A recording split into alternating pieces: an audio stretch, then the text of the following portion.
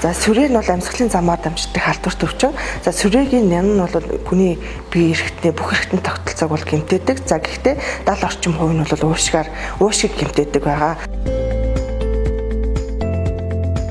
За сүрээгийн хувьд болохоор ер нь бол тоочны эхний 7 шиш тэмдэг байдаг. 14 хоногоос дээш хугацаар ханиалгах, удаан хугацаар ханиалгахнаас тусдаа тусгай цэрэг гардаг.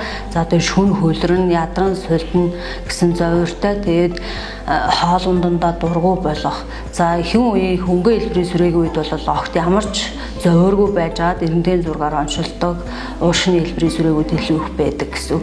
За тэгээд уушны бус хэлбэрийн сүрээгүүдэд дундаа болохоор хөвчлэн бөөрийн сүрээгүүд их хөвчлэн тохиолдох гээд байдаг. Энийн дундаа болохоор ойрхон шээх, бүслэхий ороож өвдөх зовиор эднэр илэрдэг гэсэн.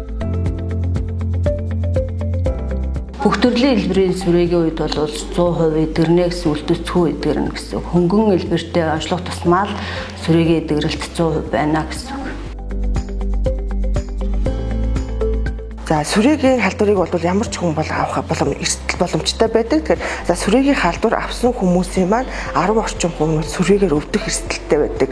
За сүрээгээр өвдөх эрсдэлт нь бол хүний ам зүйн өвлөн нийгмийн хүчин зүйлүүд нөлөөлдөг. Тэгэхээр энэ дээр бол хүний одоо торч зуршил, нийгмийн хүчин зүйл зэрэг нөлөөлснөөрөө сүрээгээр өвдөх эрсдэл бүрддэг. Эрүүл мэндийн анхан шатны эмнэлгүүд өрхүүдээр хандаж болно. За өрхүүдийн эмчнэр үзээд одоо шаардлагатай сүрээгийн эмч рүү зөвлөөд бид нар одоо сүрээгийн эмчнэр бол цаг авах шаардлагагүй шууд ирээд үзүүлж хязээж бол үзүүлж болдог гэсэн.